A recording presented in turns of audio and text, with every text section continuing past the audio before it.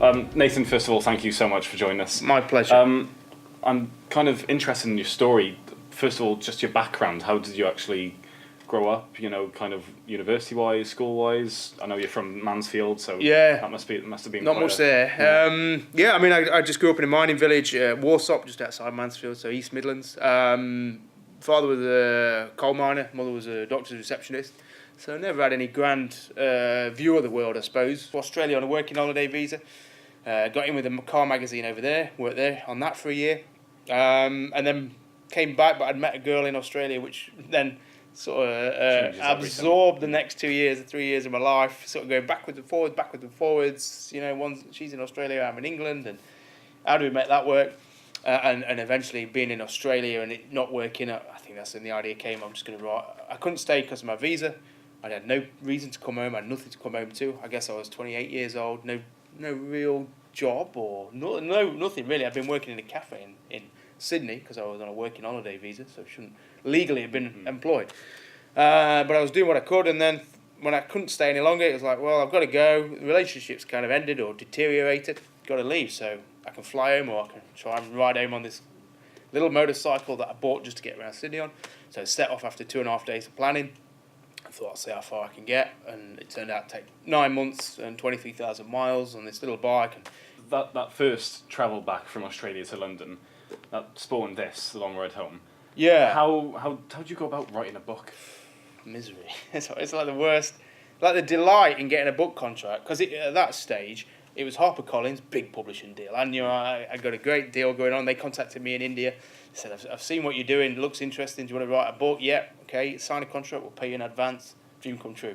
So I'd locked myself away in a shed for 8 months at the bottom of my parents' garden, and you're trying to find a truth. What happened? And you're trying to digest it to get to a point where you feel like you've really got to rock bottom of the truth, and you put it into words for other people to read.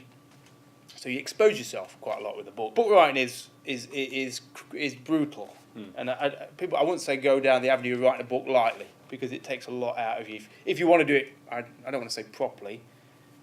You could churn something out that just told a fancy tale quite easily, but if you really wanted it to mean something to you and to your audience, it takes a lot of effort, I suppose, and solitude. And you mentioned solitude. You did that whole journey on your own. Is that something that affected, not in terms of your mental health, but it would have had quite a big impact on you as a person, but also travelling through all those countries would have given you a chance to meet these amazing people. Yeah, from Mansfield, we're not the most multicultural place in Mansfield. Our school was just a white school. I didn't have any experience of different cultures.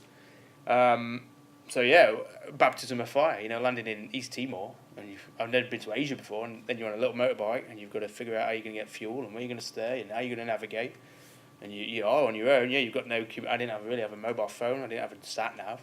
So it's like, okay, how do I do this? So then that immerses you and it connects you with the people you meet. So, you start out very wary of people. Do I trust this random stranger that I've just met in the middle of this forest on this road?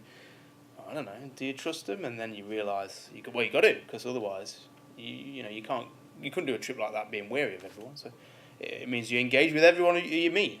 So very eye-opening about the world and how it interacts, how the countries interact, and how the world works. I guess you're dealing with a lot of borders, you're dealing with a lot of customs and documentation, and then obviously myself, I'd never put myself in that position where I'd challenge myself to such a degree where you are entirely alone and you're faced with a problem and you're in the middle of a country that you don't know anyone, you don't speak any language, and you think, how on earth do I get out of this situation? So you have to dig very deep. But then I guess that's when you realise we're all capable of doing it, really. I did nothing special. I'm not nothing special for doing it. Lots of people have done a trip like that. And lots of people are doing trips like that and will do trips like that. So there's nothing special. It's just putting in a position where you have the opportunity to excel. You mentioned earlier on a lot of magazine writing you've been doing. How did it turn from travelling the world and visiting different countries to now writing for all these big magazines? I guess because I'd worked for the car magazines before, so I got an idea of how magazine publishing works, what they're looking for, what they're not looking for, and I'd never trained as a journalist, I've got to be honest, and I guess I got my story, and that story was a good selling point for me. I could go to a magazine and say, just done this trip on this bike. Do you want a story? And they'd be like, wow, that's, you know, to a mainstream bike magazine which is just testing sports bikes and Harleys and things like that. You know, to present a story where you've just gone and took a pizza bike and ridden it across the world, they're like, okay, we'll take a story on that. We'll pay you, and then that story leads to contacts. And that contact leads to work. You're back in the UK now. You've done a few. This is what you called the garbage runs last year. You're doing one later in the year. Can you just tell us a little bit about what that actually means? I've got 6 this year, 7. I've taken in 6 weeks. I'm taking 8 across the outback from Perth to Brisbane to Perth. So they're on the same bikes that I took across from Sydney to London. So I took 12 across America last September. This year I've also got 3 Lanzarote to Johnny plus 1 round Ireland, Wild Atlantic Way. Taking a group out to Bulgaria and doing a ride back through the Balkans and the Alps and things like that. Got some off-road training weekends. And my mission really is just get people out riding. I think there's a lot of people out there who just want to use a bike to explore, because I think the connection you get with a motorbike is, you go through India on a motorbike, you feel India. You go through it in a car, you're a bit cocooned from it. So I think a motorbike is a beautiful, beautiful way to travel, because it immerses you in your surroundings. You're married now. You've got a child on the way. Child on the way and a dog. Is that going to stop the travelling, or do you think? It just focuses the mind on how to, sadly to say, monetize it. Really, I can't really do stuff for vanity or because I feel like it anymore, because I've got a bill to pay and a baby to raise and all that. So I think it's, in terms of using the skills I've got, the experience I've got, and really trying to figure out how you can keep your ethics, but also make you pay your bills. And you've been doing tours now. You've been giving talks. You're here at the university today. There'll be people in the audience that young people today love travelling. What tips would you give to people who are wanting to go and travel? Maybe not in the extreme that you've went to, but in terms of travelling on a basis of over the summer or something like that. What tips would you give? I think just try it. Just do it as authentically as possible. Don't buy into where anyone says you should go or how you should do it, or don't seek too much advice. Just think, where do you want to go?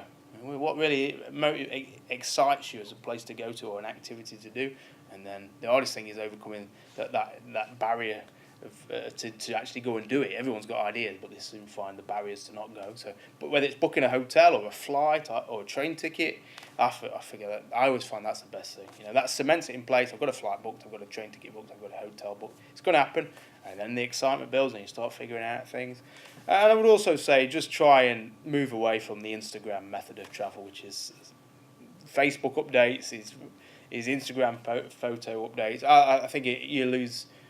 To me, the benefit of travel is meeting people, is feeling and getting a connection with where you've gone to. If you try and maintain the connection with back home by social media and things like that, I don't think you really experience it. I think I was lucky when I did my Sydney-London trip.